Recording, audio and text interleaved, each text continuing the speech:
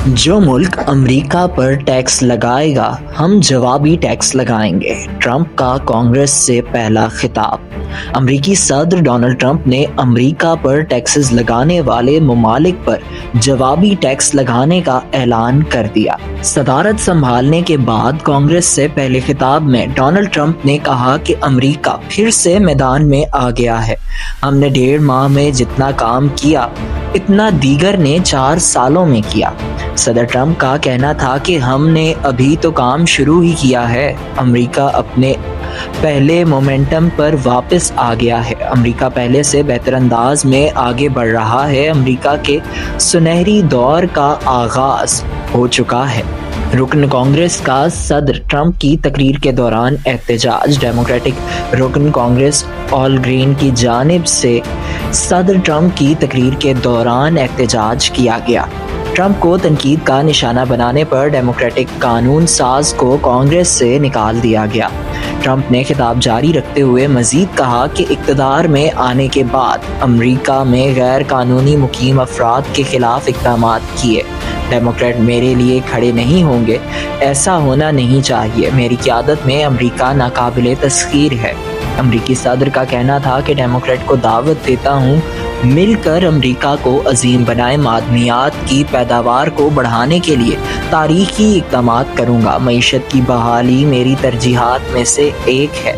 Trump نے کہا کہ پچھلی انتظامیہ سے معاشی تباہی اور افراط زر کا ڈراؤنا خواب ملا۔ جو بائیڈن نے انڈوں تک کی قیمت لوگوں کی قوت خرید سے باہر کر دی تھی۔ امریکی صدر ٹرمپ نے تنقید کا نشانہ بناتے ہوئے کہا کہ ہم نے جرائم کا خاتمہ کیا مگر ڈیموکریٹس اس پر خوش نہیں۔ امریکی صدر امریکی عوام کا پیسہ امداد پر ضائع کیا گیا۔ ٹرمپ نے کہا کہ شرح سود میں کمی لائی گئی، بجٹ میں توازن لائیں گے، $5 ملین سے گولڈ کارڈ جاری کریں گے جو گرین کارڈ سے بہتر ہوگا۔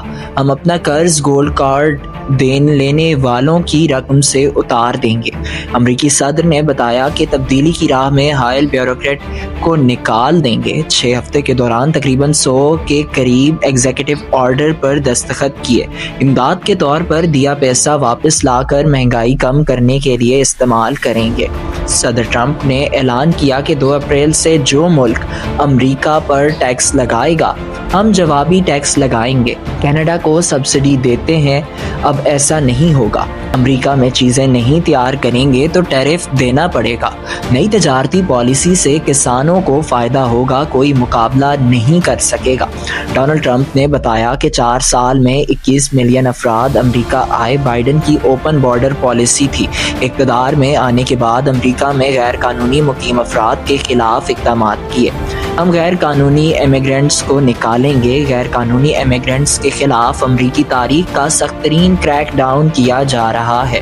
ٹرمپ کا کہنا تھا کہ کینیڈا اور میکسیکو کو امریکہ میں منشیات کی سمگلنگ روکنا ہوگی۔ اس موقع پر صدر ٹرمپ نے کینسر کے 15 سال کے مریض لڑکے کو اعزازی سیکرٹ ایجنٹ بنانے کا اعلان کیا۔